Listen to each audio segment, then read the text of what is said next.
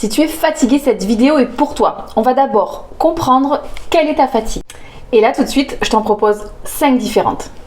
Tu peux avoir une carence en fer. En ce cas, elle sera physique et psychique.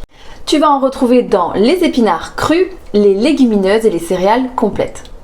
Tu peux en trouver également dans la spiruline. Et là, je t'invite à faire très attention à sa provenance et à sa méthode de fabrication. Prends-en une de très bonne qualité. Tu peux également avoir une carence en magnésium. Et là, ce sera plus une fatigue psychique associée à de la nervosité. Tu retrouveras le magnésium dans les amandes, le soja en grains et les céréales complètes.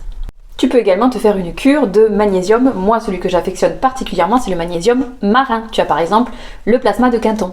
Tu peux enfin avoir une carence en vitamine B et vitamine D, entraînant fatigue, insomnie, nervosité. Tu retrouveras les vitamines B dans les graines, les germes de blé, les noix et les légumes secs. Et pour la vitamine D, tu le sais, c'est le soleil. Donc même s'il fait froid en ce moment, va faire du sport en extérieur. Sinon, tu retrouveras de la vitamine D dans les céréales germées, l'huile de foie de morue et le jaune d'œuf. Ensuite, ta fatigue peut être hormonale et dans ce cas, tu vas avoir soit un problème de thyroïde, où là, bien sûr, il faut aller voir son médecin et regarder les marqueurs au niveau sanguin, soit ça peut être au niveau des surrénales et tes surrénales sont affaiblies à cause de quoi? Du stress. Donc là, on fait toutes les méthodes pour éviter d'être stressé, beaucoup de respiration, prendre l'air, faire du sport. Et si tu veux te faire aider par la phytothérapie, tu as la rhodiola ou le ginseng. Ça peut être une fatigue à cause d'une surcharge mentale. Et là, il te faut du repos et une cure de sommeil. Et les gosses chez les grands-parents.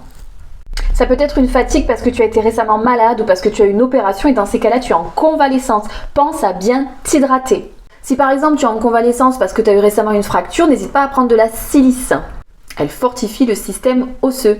Tu peux la retrouver soit en homéopathie, silicea, soit dans certains aliments. Dans l'oignon, les céréales complètes, l'ortie. Et n'hésite pas à prendre aussi du calcium. Tu vas le retrouver dans les fruits secs, les oléagineux, les crucifères, donc les choux. Également l'ortie, donc tu vois une pierre deux coups avec la silice.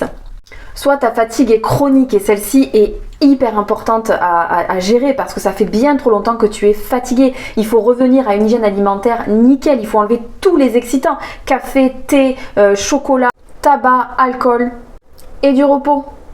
Donc tu le vois, ta fatigue peut avoir différentes causes, mais de façon globale, voici comment tu peux gérer. Mange bien, ça évite de surcharger ton organisme et donc de le fatiguer, et donc de te fatiguer.